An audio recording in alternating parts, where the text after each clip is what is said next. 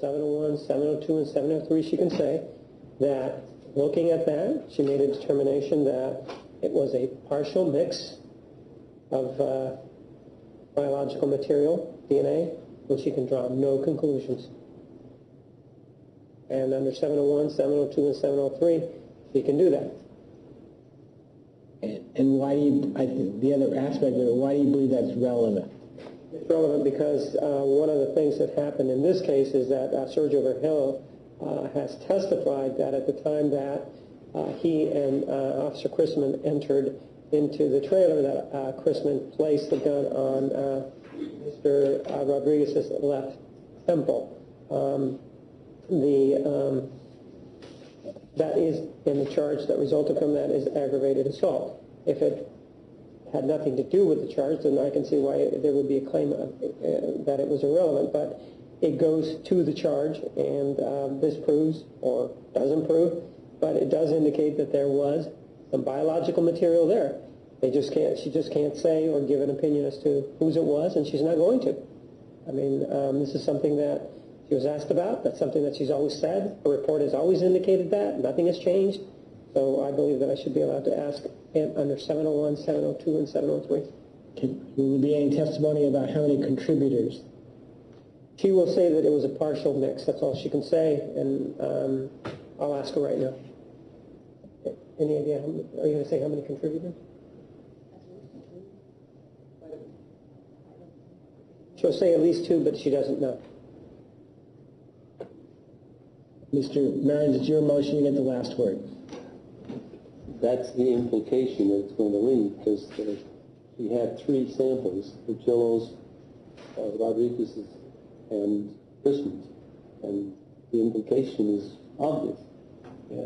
But under the rules of science, they don't allow that type of testimony because it doesn't reach the level of certainty that it should be admissible. He's trying to take A and get to B by going around through C, because he puts in whose DNA did you have? Well, we had these 3. And what did you have on the end of the gun? Had a partial mix. Do you have any conclusions? No, it was DNA, somebody's. And it leaves the jury with an impression. If you look at the charts, there were at least 2, because in some of the, and I mean on her charts, the chart that we're talking about, just this muzzle of the gun, the peaks show 2, 3, and even 4. She doesn't know, she can't say. I mean, she's trying to do the right thing as a scientist, say, I reached no conclusion. He is trying to leave the jury with the impression that, yes, there is a conclusion, and the conclusion is it was probably Danny Rodriguez's because of how it went.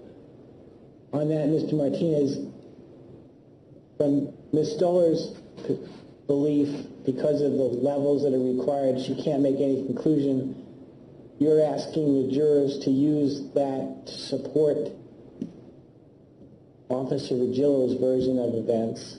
Absolutely, because she can say that there was, but there's a partial DNA mix. Isn't that where 403 kicks in? There's no basis for that.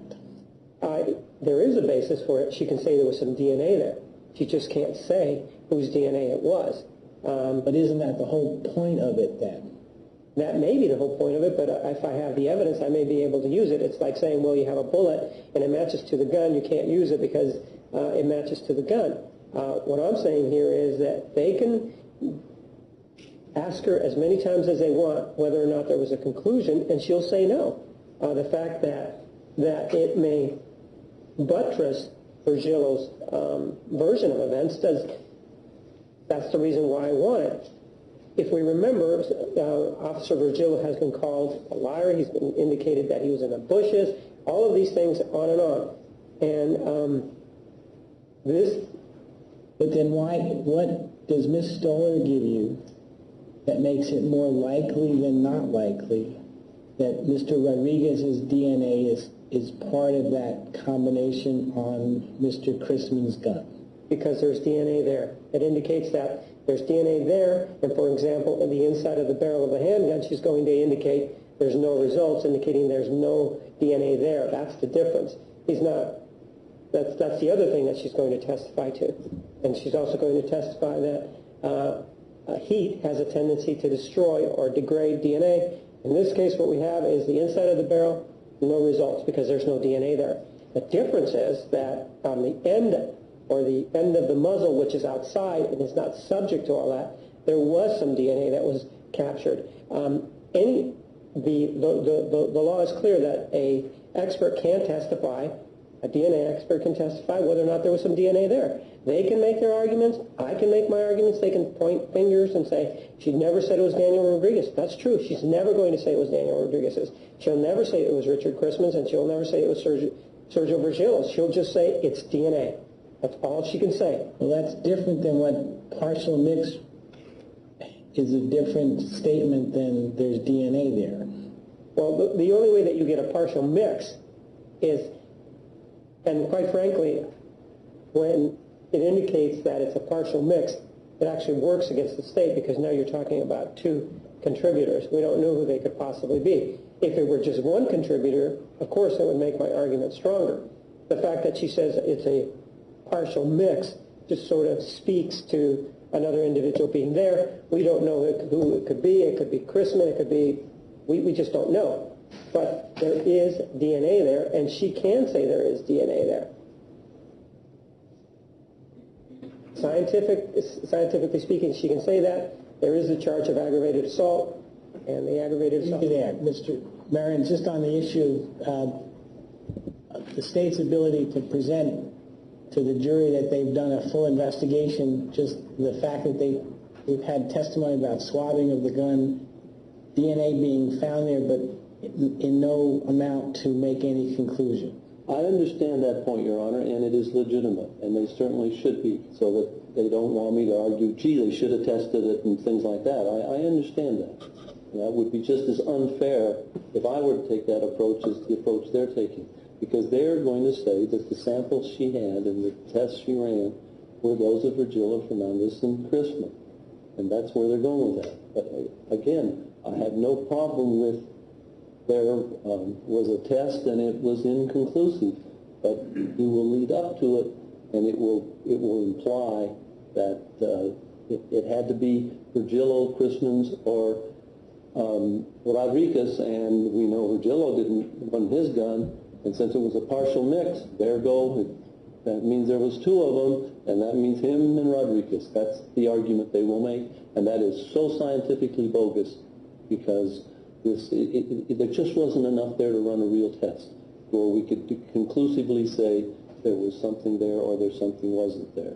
They're trying to use an analogy that is scientifically improper. And it's, jurors are going to be very sensitive. And I think the prejudicial value of this far outweighs any probative value. You have said, and I agree with you, it is probative that they let the jury know that they tried to find out. It just couldn't. And the way the way the prosecution wants to go about doing that is to imply that it was Mr. Rodriguez's, when scientifically we absolutely don't know that. But the way the questioning will lead, it will come out that way. If you let that come in. It just has no relevance in this case, Judge. I just want to make sure I understand. You have no objection to Mr. Martinez eliciting from Ms. Stoller that biological material was seen, but no conclusion could be derived from looking at the barrel of the gun. If those were the only two questions, I would think that would be legitimate to show that the state tried to do their job. You object to the partial mix conclusion. Partial mix and the other questions about whose DNA did you have and what did you put in this electrode, whatever that thing is. All right. Mr. Martinez, I think with the Dauber thing, doesn't Dauber tell us that we shouldn't allow in the courtroom information beyond the science? That's correct. This is not beyond the science. This is within the science. If you take a look at and I may have it marked them to show you, there are peaks and valleys there, which indicate that there is this partial mix. Anybody can read it, that has that training and can say that there are these peaks and valleys, and it is a partial mix. This issue under Daubert has been decided a long time ago, so no, I don't see it as a Daubert issue. This is something that has been well settled. What you do is you run the DNA test. If you get these peaks and valleys, you read them, and then you draw your conclusions from that. That's all that she's doing. And in fact, I'll have her mark it so that you can see that there were these peaks and valleys, and that she received some numbers from it. And from those numbers, which are called profiles, and no one has ever indicated that these profiles are something that is new under Daubert. From these profiles, the individuals can see that there was a partial mix. Well, that's what I'm trying to get. You guys have me at a disadvantage. I haven't seen these charts. How many of them were reportable? How many peaks were reportable? Let me go have them marked.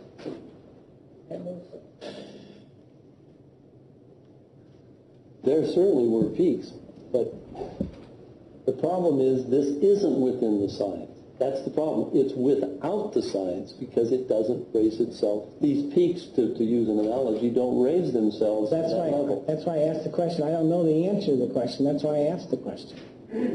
You guys have interviewed Ms. Stoller. I have not.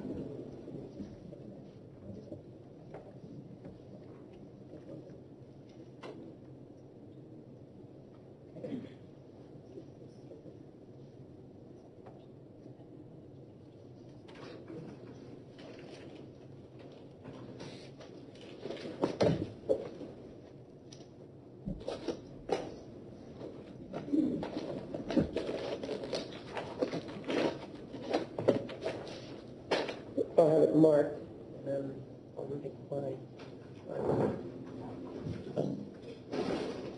If the parties don't object, if I can ask Ms. Stoller a couple questions. I do not object. Ms. Stoller, you just happen to be here. I might as well pick your brain. With respect to the testing that you've done of the face of the barrel of Mr. Chrisman's gun, what conclusions were you able to draw? There was a partial mixed DNA profile, and that I was not able to draw any conclusions because it was not enough information to include or exclude. And what was the basis for believing that there was a partial mix? I did not get results at all of the locations, and at some of the locations, I got more than one or two alleles. In one person, there's going to be either one or two alleles at any location. On some of these locations, I saw 4 alleles. That indicates at least 2 people. But there was not enough information that was strong enough for me to be able to draw any conclusion other than that. Were you able to discern that these were alleles rather than shadows? Yes.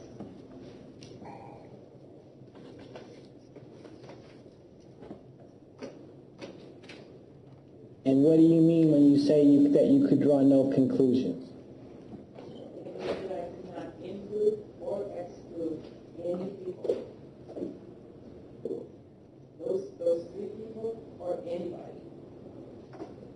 Okay.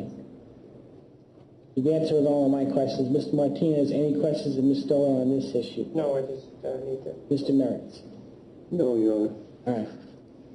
If you want. I just so I can say, with regard to this particular issue, what you have it would be Exhibit 353 at the top, and then in the bottom, and then on 354 the top portion. As the court can see, what we have here is the peaks and the valleys that are traditionally associated with this type of analysis, and they all have numbers associated with these particular tests. And that's the same top, the bottom, and then also again on the second page. Because of those peaks and valleys, she is able to give numerical values. For example, if you take a look at this first peak, I believe that's a 10 and a 14. The next one is a 31.2. Next one's a 12, 11, 15, 7, 9, 11, and 19. Mr. Martinez, time out. Because you want to elicit that information, I take it there'll be some exhibit reflecting a full DNA profile of Mr. Chrisman and a full DNA profile of Mr. Rodriguez. There will be, but I will not be eliciting the readings that I'm showing you here. I'm showing these to you because this is accepted science. What they keep saying is that it's junk science. It isn't. No, I haven't heard that. But what I want to know is whether Mr. Rodriguez has, at any of those alleles, a 10, a 14, a 31.2, a 12, 11, a 15, a 7, a 9, 11, or a 19. Yes, and I can read his profile. Then the court under 402 and 403 would preclude any reference by Ms. Stoller about the face of the gun, except that there was biological material found, but no conclusions could be drawn.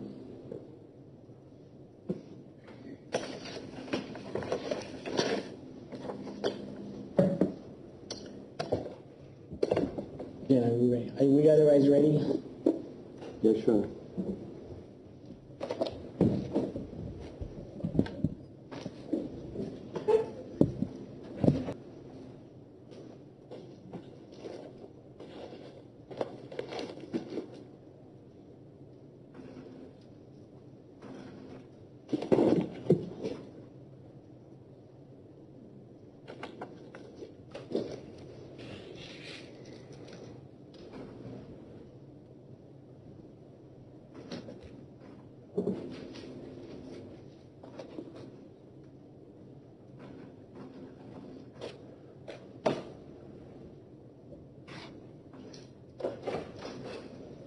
Just before we do that, Time out.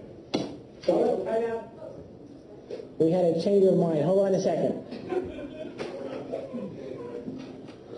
Mr. Martinez.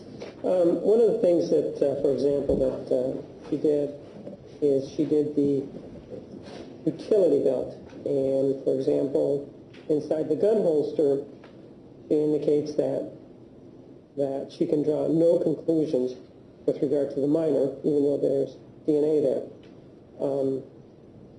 With regard to the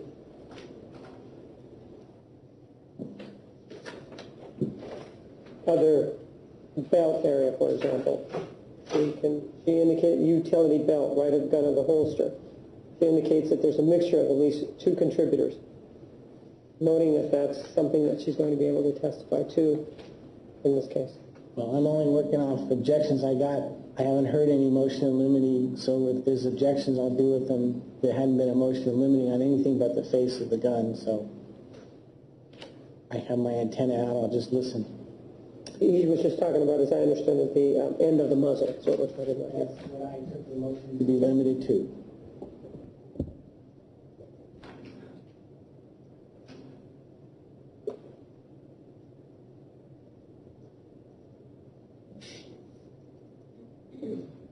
The slide in the frame of the gun is the same result. It's a mixture of at least two contributors, but can't draw any conclusions.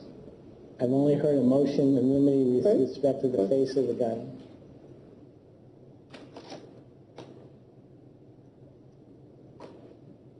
Why wouldn't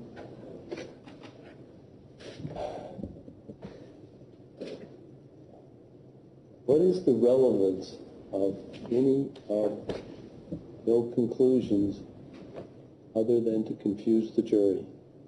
Well, I'm hearing all these motions now. I don't know what your motion is, Mr. Merens.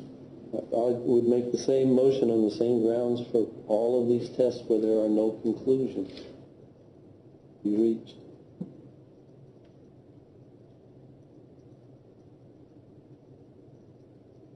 When she says that it could be anybody's, what possible probative value does that have to this case as to what was on his gun belt?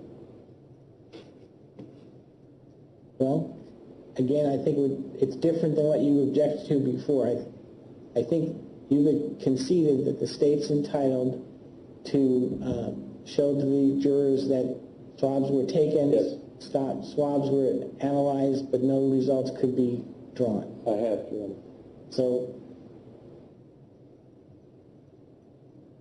I don't know what tests were taken. I don't know what analysis was done, so I don't know what conclusions are drawn. All I know is what you made a motion for.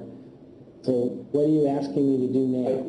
As long as it was just, there were tests and there were no conclusions that this expert can reach, that's fine. I think that is probative from their standpoint, so that I'm not allowed to argue, gee, they didn't do anything with this stuff.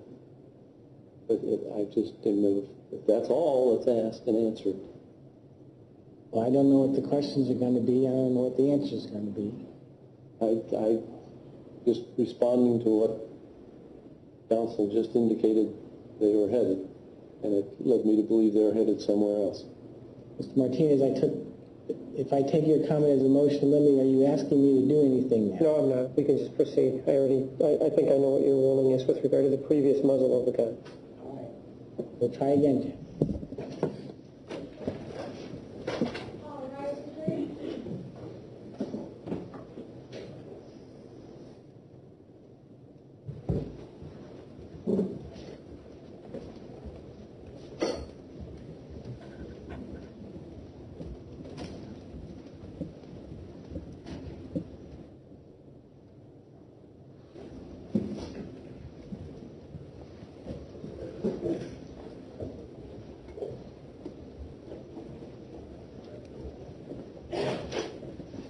Please be seated. Record to reflect the presence of Mr. Chrisman, counsel, and the jurors. Mr. Martinez, you may call your next witness. Please call Kathleen Stoller.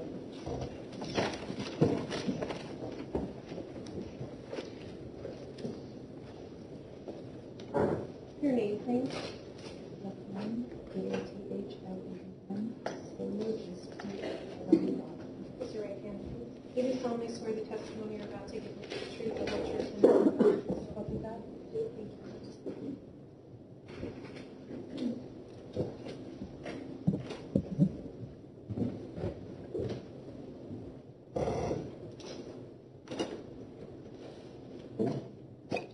Mr. Martinez. Your name? Kathleen Stoller. Hold the microphone just a little bit closer to your voice.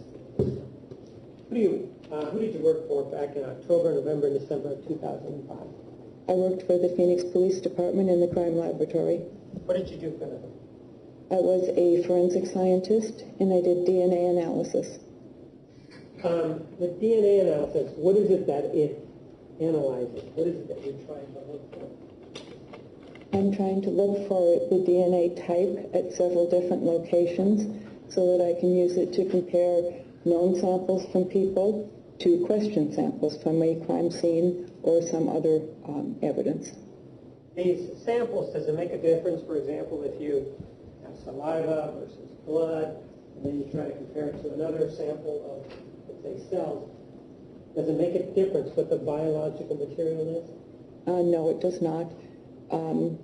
As far as the DNA type goes, it's easier to get DNA profiles from saliva and blood than it is from some other types of evidence, but the DNA profile will not change. You're talking about a DNA profile. What is a DNA profile? A DNA profile gives us the DNA type at each of the specific locations that we're looking at. We get half of our DNA from our mother and half of it from our father, so we're going to have a mixture of those two people at each of those locations. When you say that you have a profile, explain it a little bit more for me. Are we talking about numbers, or how is it that, what are we talking about? The DNA types are designated by numbers, yes. And you said that you get one from your mother and from your father. Yes. Does that mean that you have two numbers at each location?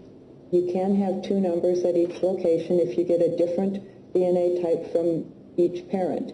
If you get the same DNA type from each parent, for instance, if you got an 11 DNA type from your mother and an 11 from your father, then you would only have one type at that location. The profiles that you get, how many areas or locations do you look at?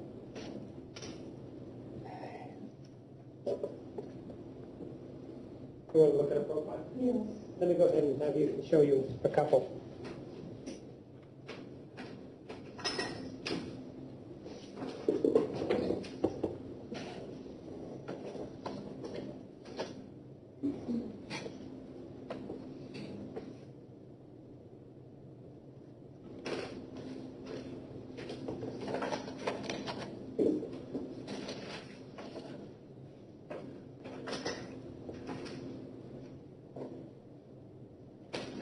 take a look at exhibits 355, 356, and 357.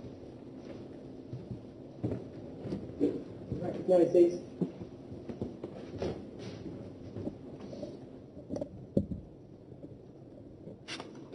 Yes, I do. And are those profiles? Yes, they are. The lowest number, I think, is 356. 355? With regard to 355, is this a profile that you developed? Yes, it is. Who is that a profile of? This is a profile of Richard Chrisman. How about 356? Is that a profile that you developed? Yes, it is. Who is that a profile of? Rodriguez. And 357, is that also a profile? Yes, it is. And that profile is from whom? Sergio Brugillo. If I may have those, please.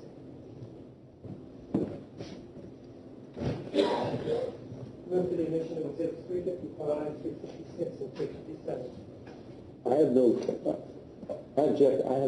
problem with her using them in her testimony, but I don't know that they are helpful to the jury in deciding that. I don't think that will be valued as an exhibit, but she can certainly use them as she testifies. You have no objection as a demonstrative exhibit, but you have an objection to them as an admitted exhibit. I have no objection to her using them and giving her testimony today. She prepared them. I don't think they have any probative value as, in this case, as yet. Maybe they might, but I haven't seen it yet. You want to use them as demonstrative exhibit or as an admitted exhibit? Admitted exhibit. The objection, as stated, is overruled. 55, 56, and 57 are admitted and may be published for any purpose. Let's take a look at exhibit 355. And looking at it, how many locations are there that we're talking about? We're talking about 15 different locations on the DNA for DNA types, and one called amylogenin, which is a sex-determining site. And if we take a look at 355, that's this one right here, correct? That's correct, yes. XY means what? Male, And XX means? female. So basically what you actually have, if we take a look at it, is you have two numbers for each of these columns, right? Or can you also have one number? You can also have one. There will be one or two numbers in each of those locations. But I thought you told me that we get one of the numbers, or one of those locations, from both our mother and father. Why is it that, for example, at D7S820, you have only the number 9 on exhibit 355? That means that Mr. Chrisman got a 9 from his mother and a 9 from his father. And the same thing can be said for the 11 that's down here, as well as the 8 and then the 18, right? That's correct, yes. These locations that you are looking at, are they designated? Are they important for any reason? In other words, why look at those locations as opposed to other locations? These are locations where differences have been seen between people. These are the locations that are in the DNA typing kit that we were using at that time. 13 of these locations were chosen by the FBI to be put into the national database, so everybody was using those 13, plus there are 2 extras in this kit. You know, everybody has 2 arms, 2 legs, head, that sort of thing.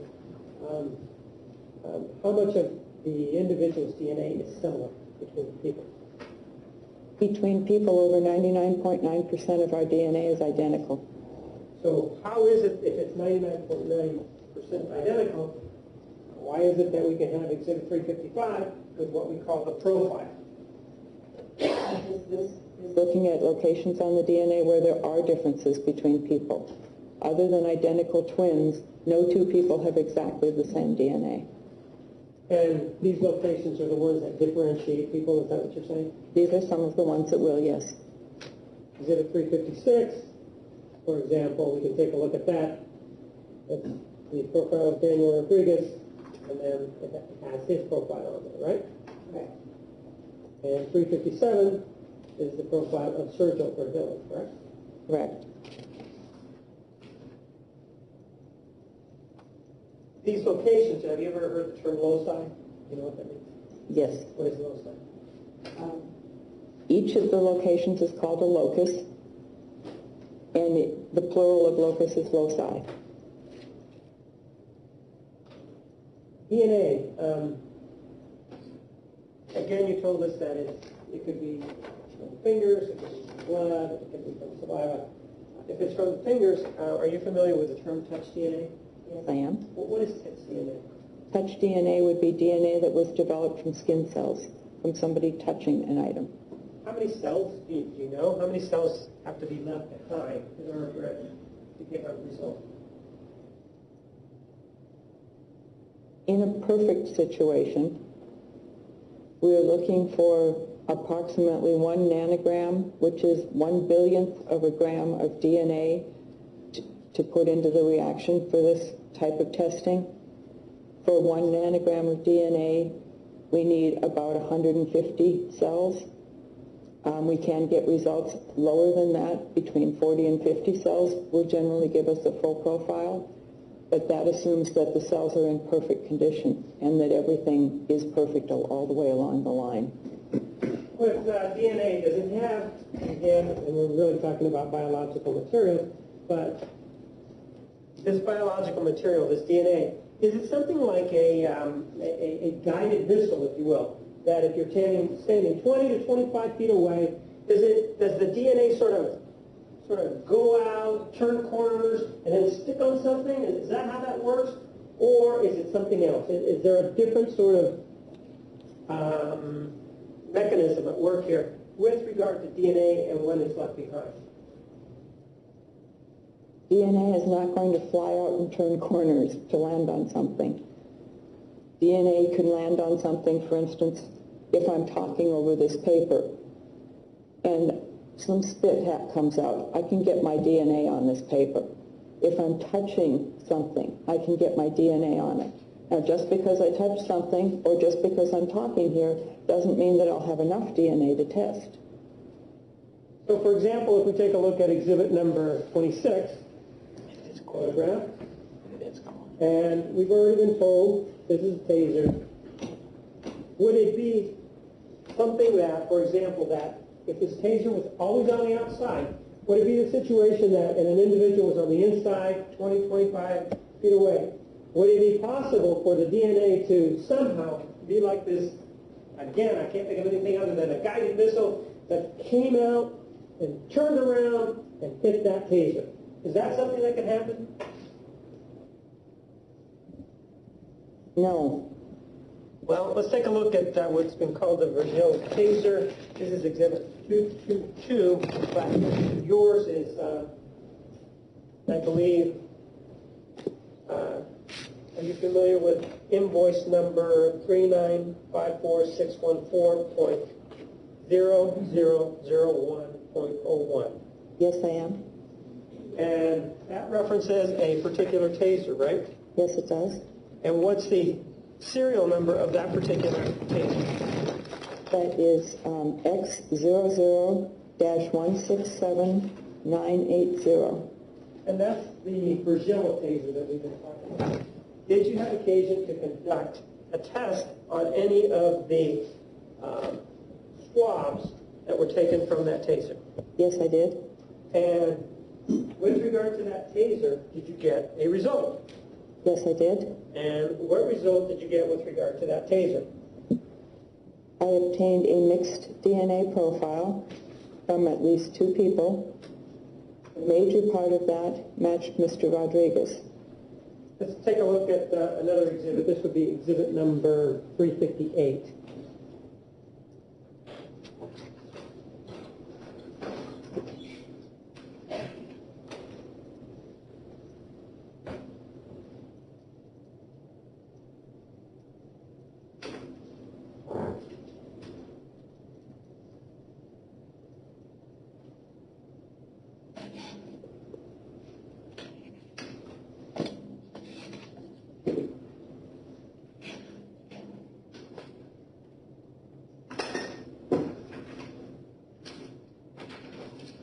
Take a look at exhibit 358.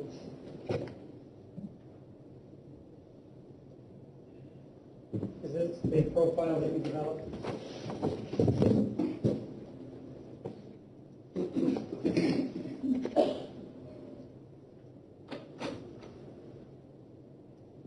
Yes, it is. And that's a true and accurate, I guess, reading at every one of those loci with regard to that particular slide with the Taser Taser. Yes, it is.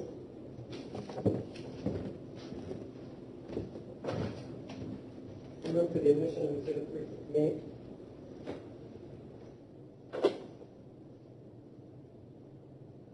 No objection. 358 admitted, may be published. Ma'am, let's just, hypothetically speaking, since you're an expert, if Mr. Rodriguez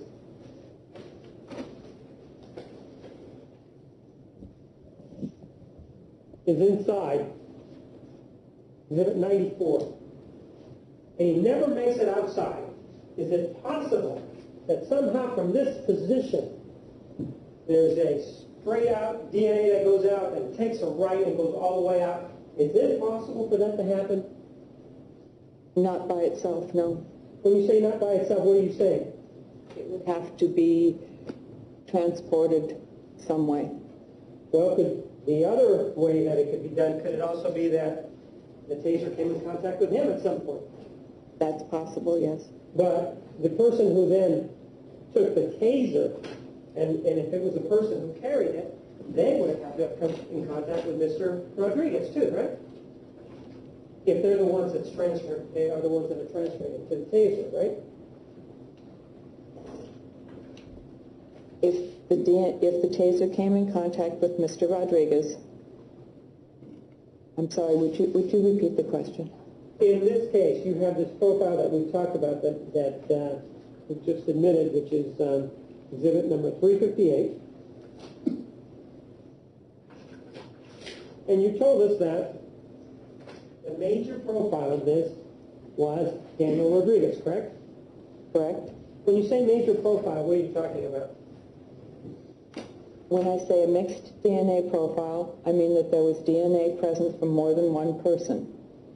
When I can say that there is a major component to that mixed DNA profile, that means that one person left more DNA on that particular item than any other contributors. And on this particular taser, who left the most DNA? The major component matches Mr. Rodriguez. And if we look at 358 and 356, this is what you're talking about, right? Yes. Why are some of these numbers, for example, in these brackets? What does that mean? A number in a bracket means that it's a very small peak or a very small DNA type, and it's less than our interpretation threshold. And so how is it that, what is the way that DNA gets on a substance, for example, on a taser, such as Exhibit 222? How is it that DNA is on a substance or an item like a taser? How is it that it's transferred there? DNA can be transferred from saliva, from blood, from touch. But aren't we talking in terms of geographic location? Does there have to be ever a connection between the two of them in terms of geographic location? Can one be 20 feet away around the corner for that to transfer?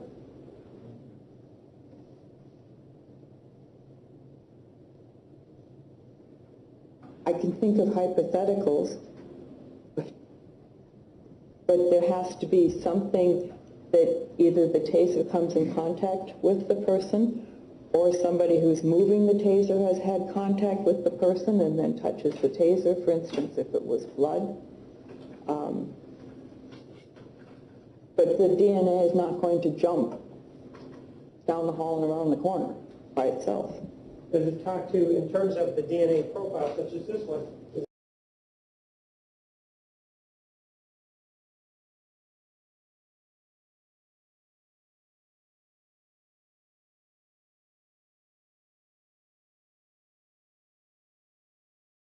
where DNA travels by itself, again, 20, 30 feet, without there being any connection between the two? No, DNA will not travel by itself. You say that the major component is Daniel Rodriguez. do you have an opinion as to who the minor component is? The major component matches Daniel Rodriguez, and I can draw no conclusions from the minor component. There's not enough information there. What does that mean that you can draw no conclusions? It means that looking at that profile, looking at the places where there are DNA types either in parentheses or in brackets, that's not enough information for me to be able to compare it to any other people. So I can't draw any conclusions as to the source of that minor component. Just for illustrative purposes, you said you couldn't draw any conclusions, but if we go to Exhibit 357, Sergio Virgilio, it doesn't mean that there aren't any that match. For example, you have a 10 and a 12 here. It means that scientifically speaking, you can't draw any conclusions, even though you may have, for example, a match here and a match there, right? No, that 10 is too small for me to be able to say that that 10 came from one person. There could be other peaks that should go with that 10 that I'm not seeing. So scientifically, the minor component has to be called inconclusive. Is that something that is new to the science? Is calling something inconclusive, or is that something that has been around for a while? It's not new, no, it's been around. How about mixtures? Is that something that's new, or is that something that's been around for a while in terms of something being a mixture and you being able to say it's a mixture, but not being able to say anything else beyond that? No, that's also been around since DNA began. Ma'am, with regard to this taser that we're talking about, did you also have, and this is the Virgilio taser, did you also have occasion to look at, well, from the cartridge, which was 3954614-0003.01? Yes, I did. And were you able to develop a profile? Yes, I was. And with regard to that particular profile, what were your conclusions? That was a partial DNA profile, so I did not get results at all of the locations. It was a possible mixture. There was an indication that there could have been a second source there, but the major component of that DNA profile matched Mr. Rodriguez. Let's take a look at what we're talking about. This is going to be exhibit number 359.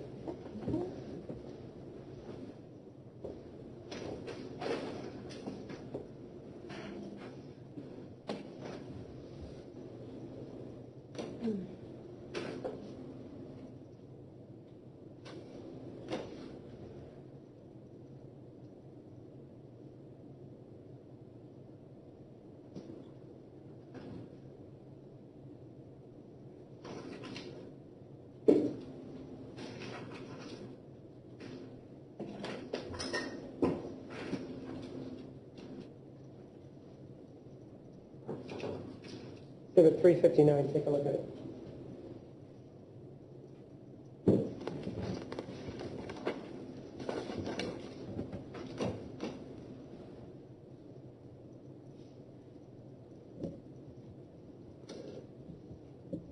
You familiar with it? Yes, I am.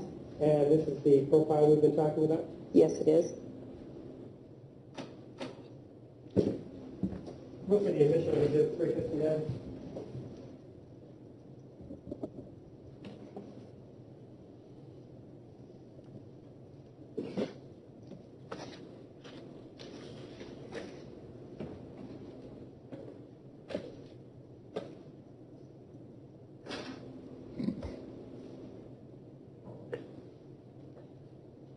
I have no objection. 359 is admitted, may be published.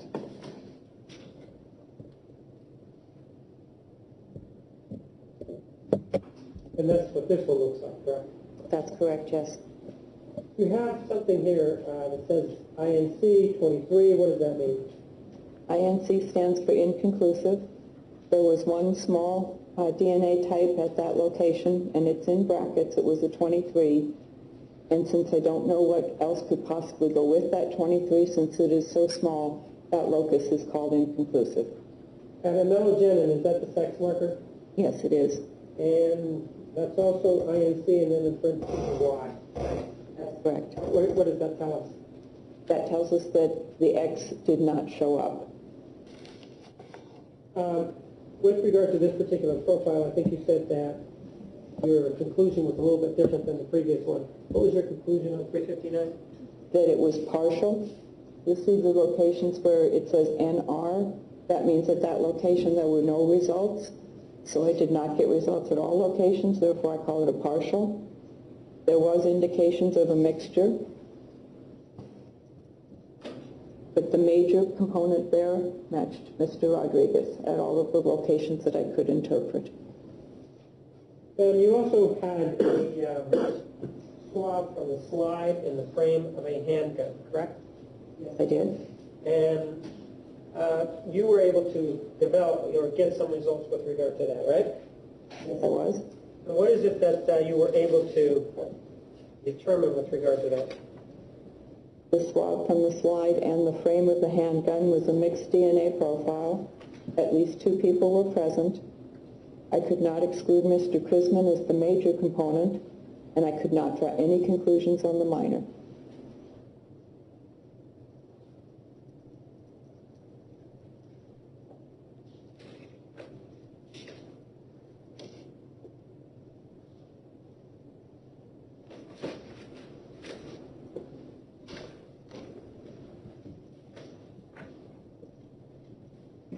Let me show you that profile.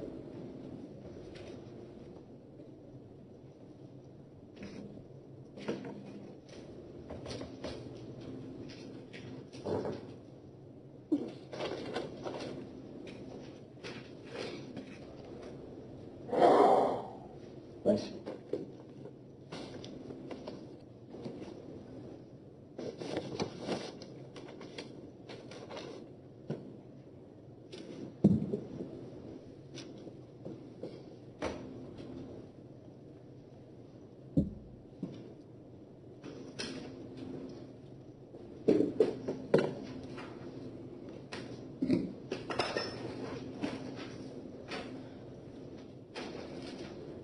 Take a look at Exhibit 360.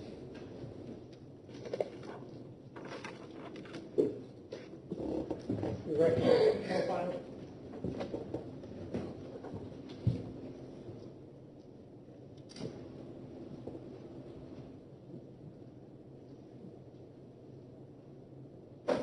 Yes, I do.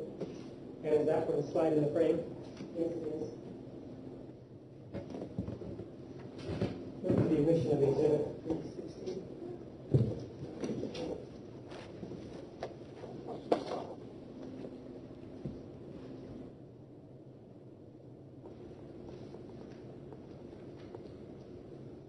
I have no objection as to the part of it that refers to the major contributor, but the inconclusive, I say it has no probative value and is not relevant. Objection to 360. The partial objection to 360 is overruled. The entirety of 360 is admitted and may be published. Take a look at 360 and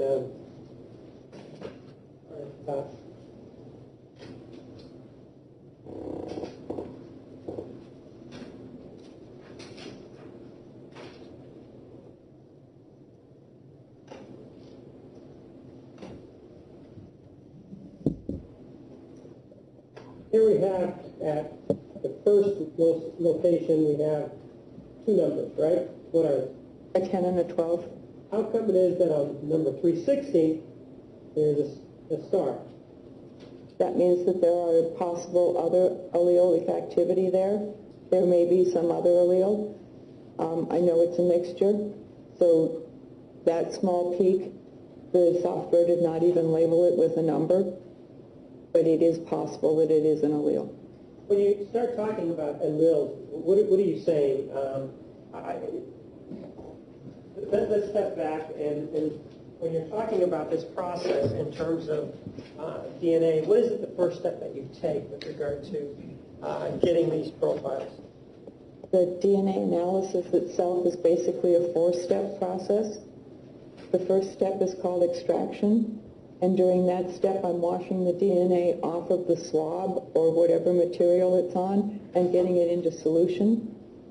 The second step is called quantitation, and during that step I'm determining how much DNA, if any, I was able to obtain in the first step. Let me ask you about that with regard to exhibit number 360. Do you have a quantitative result? Yes, I do. And is it a lot of DNA? Is it a little bit of DNA? Or I know that those terms probably are not scientific, but if you could tell me the amount and then put it in layman's terms. To do that, I'm going to have to look into my notes.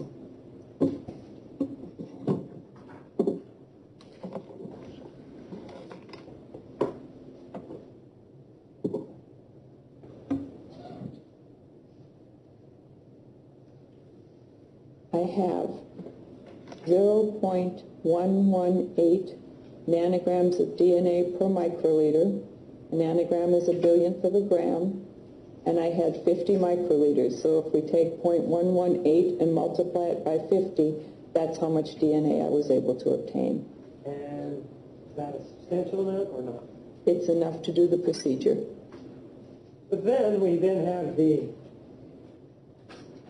30 and the 31.2, and then there's the match there, correct? Correct? And 9 and 9, there's that other match there. Right? The next column, there's also a match there. And then if we get to the D3S, you see that? Yes. And that one, there's 15 and 16, and there's 17 there. So what does that mean? That 17 is in brackets, which means it's very small, and it is not big enough for me to draw a reliable conclusion on it. I can neither include nor exclude anybody from that 17. THO1, you have what? The 6 and the 10 are part of the major component. The 7 is in brackets, again, a very small peak with no conclusions. The next one is the 16 and 24. Then you have 12, 14, and then you have a 15 on 360. What does that mean? That 15, again, is a very small peak with no conclusions. And BWA, you have 18 and 19, and then you also have a 17. What does that mean? The 17, again, is small, and there are no reliable conclusions to be drawn on that. And then there's the 8 here, which talks about what? What is that? The 8 has an asterisk by it, so there are possible other alleles associated with that 8 as part of the minor component, and no conclusions can be drawn. And then we have the last.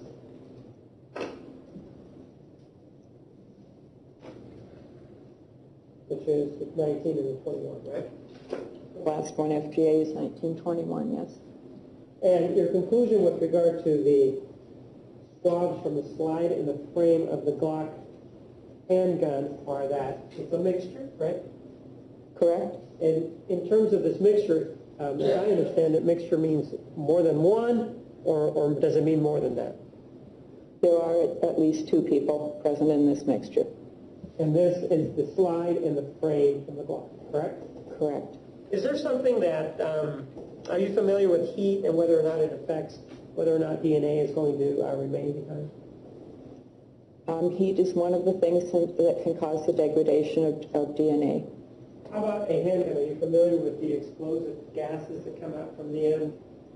Are you familiar with that? Not necessarily the gases themselves, but it does get hot. And is that something that can degrade the DNA that may be at the end of the muzzle or in that area of a handgun? The heat can degrade DNA, yes. And with regard to this, did you also examine or have available to you a swab from the end of the muzzle? Yes, I did. And with regard to the swab at the end of the muzzle, is there any biological material that was present at the end of the muzzle? Yes, there was some DNA present at the end of the muzzle, but I could not draw any conclusions on it. You couldn't draw any conclusions as to whose it could be, right? That's correct. But there was some DNA there, right? Correct. And when you say DNA, are we talking about biological substances on the muzzle of the gun? You need a biological substance in order to get DNA, yes. And this sample that you have, it is a sample, right? At the end of on the muzzle, right? Slots from the end of the muzzle, yes. And this sample, in terms of developing a profile, were you able to, why is it that you were not able to form any conclusions? In other words, was it because the sample was so small? Is that what you're saying? I'm saying it was weak. There was not much DNA present. You were saying it was weak, I think you said? Yes. Weak is, to me, means less than an amount. Are we talking about, when you say weak, what do you mean? In this case, there was 0.03 nanograms per microliter of DNA. And what is the threshold of nanograms in terms so that you can develop a network profile? Like I said earlier, I believe we aim for 1 nanogram of DNA to be able to go into the reaction. We can get some results from less than that. It depends on how good the DNA is, whether it's degraded or not, whether we're going to get results from less. And this is, I guess, for the threshold amount, 0.007 under that. Is that correct? 0.707 nanograms. Is that correct? It's less than that, yes. You were talking about the procedure, and we were talking about the quantitative aspect of DNA. What is the next step that's involved?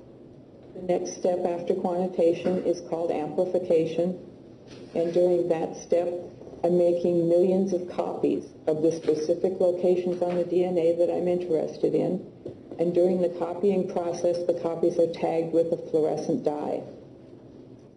The last step then involves an instrument. Before we go there, why are you making copies if you already have the DNA? What's up with making copies? There's not enough DNA there to be able to get a result at each of those locations. So part of the process in this type of DNA testing makes copies of the locations that we're looking at and tags them with the fluorescent dye so that we can detect them. And what's the safeguard, I guess, in this amplification process? And what I'm saying is, you're familiar with copiers, obviously. Yes? And if you get second and third generation copies, they're not as good as the first generation copy. Is that something that's inherent in this duplication process or not? No, it's not. So what's the last aspect of this process? The last aspect involves an instrument called a genetic analyzer, and we put the copied DNA into the instrument. The DNA is separated based on its size, and it's detected based on its fluorescent tag.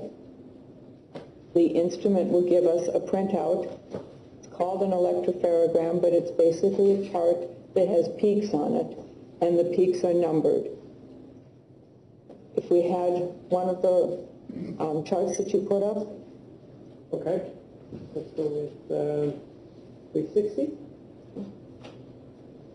The numbers there are the numbers that are on the peaks in the final printout that I get. So that's what I will be looking at for comparisons. In this case, did you also receive the scrapings from the right fingernails of Daniel Rodriguez? Yes, I did. And were you able to develop a profile from that? Yes, I was. Let me show you another exhibit.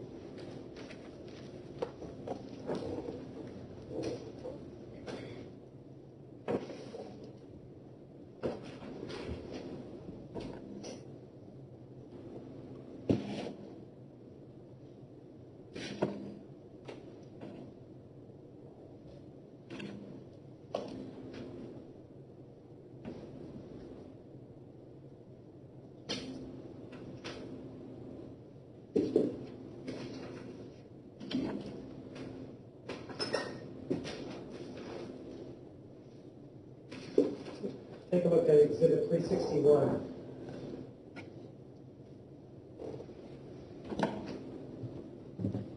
Recognize it?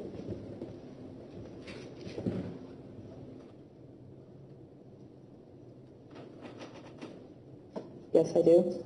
And is that the profile that you developed?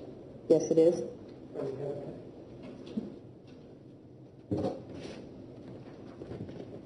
And for the emission of exhibit 361.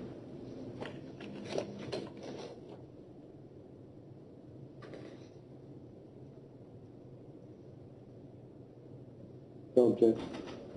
The one is admitted, may be published. Look at 361. And what were you able to determine with regard to this?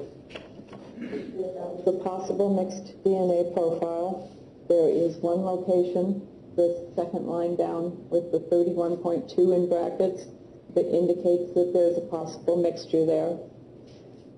The rest of the profile, the major part there, matched Mr. Rodriguez. How about the left fingernail scrapings? Did you also have occasion to look at those? Yes, I did. And let me show you that profile.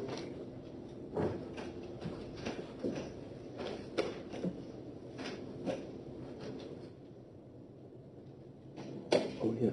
It's actually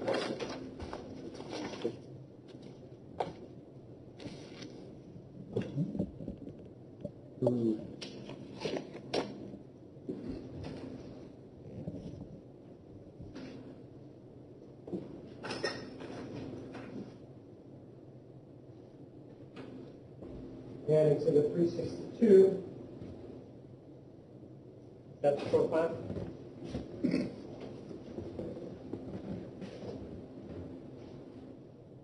Yes, it is. Look at the admission of exhibit 362.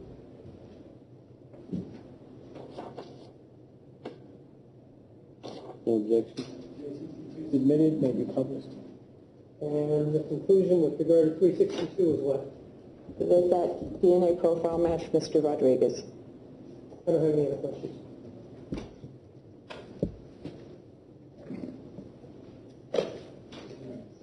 Thank you. Ms. Stoller, I just want to ask you about the one taser. You were talking to us early on about the taser. Yes? If I was the owner of the taser and I went into the trailer and put my hand on this person, grabbed him, went hands-on with him with one or both of my hands, and then he pulled out, and then a few seconds or minutes later, I then pulled out my taser with the hand that I touched that other person with, would that likely put that other person's DNA on my taser? It would depend on how much DNA you were able to get from the person that you were holding. Right. Is that a very, but is it a good possibility that that's a way it could be transferred around this corner that Mr. Martinez was talking about? It is a possibility, yes. It depends on how much DNA was transferred in the first place. And the wetter the person, I mean, obviously if you touch them on the coat like this, probably be zero, right? It would be a lot less, yes. But if the person was like a little wet, slippery or whatever, might be a chance there'd be a lot more DNA that would get on my hands from that other person. If the person was sweating, for instance, then it's more likely to get DNA on your hand. And if I went outside and then pulled my taser with that same hand that I touched that person with, that would be a way that it'd be very possible to get that person's DNA around that corner? It is possible for it to happen that way, yes. Okay, thank you very much. Mr. Martinez? With regard to the hypothetical that you were given, if the DNA that we're talking about is on the handle, is it something, again, like this sort of creepy, crawly kind of glob that sort of generates itself and goes to, for example, the front end of the taser? Or is it something that stays there? Is it something that crawls all over the place? It's not going to be crawling as far as which part of a taser. I've never seen a taser, so I don't know the proximity of these things. Well, let's take a look at exhibit number 222. If the person is grabbing it like this, would it be then that, and assuming that he had some DNA here, would the DNA then somehow crawl to the front of the taser? Is that how that works? No, that's not how that works. I would expect if a person got DNA from another person on their hands and picked up the handle of the taser, that's where I would expect the DNA to be from the other person if there was a transfer. Judge, I'm going to move to reopen and ask about Exhibit 218. Okay. With regard to Exhibit 218, which is a bullet, and it's our item number 21. Did you develop a profile with regard to that? And let me give you the item number. If you can find it.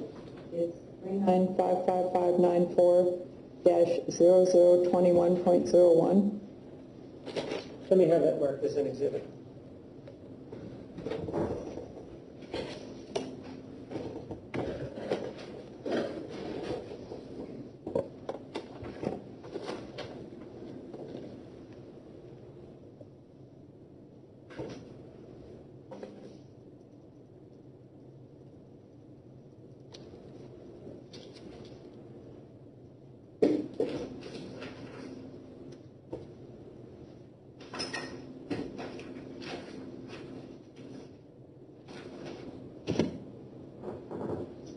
With regard to this particular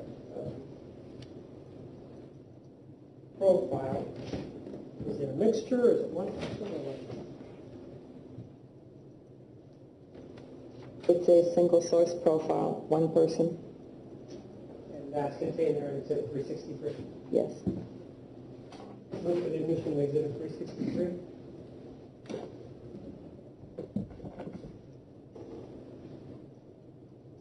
No objection. 63 is admitted, may be published. And 363, if we compare that to Exhibit 356, do they match? Yes, they do. And so who is the contributor of that biological material? The DNA profile from the bullet matches Mr. Rodriguez. I don't have any questions. He reopened and he recrossed. No, Your Honor. No recall. Ms. Stoller be excused. Mr. Martinez. Yes. Any objection, Mr. Meredith? I would just ask to be subject to... Okay. Ms. Stoller, because you may be recalled as a witness, I ask that you not talk about your testimony with anybody but the lawyers. You're free to go about your business in the meantime, so you're free to go for now. Thank you, Your Honor. Mr. Martinez? The next witness is Lucian Haig, and he is time specific for Wednesday at 10:30. Ladies and gentlemen, we're on the schedule that the lawyers had predicted, so we just ended a little bit early today. But we are on the timetable we had promised you, so we'll end a little early today. Please remember the admonition, keep an open mind, don't do any homework about the case, avoid any exposure about the case, stay healthy. We'll see you Wednesday at 10:30. Viewers are excused. All rise, Richard.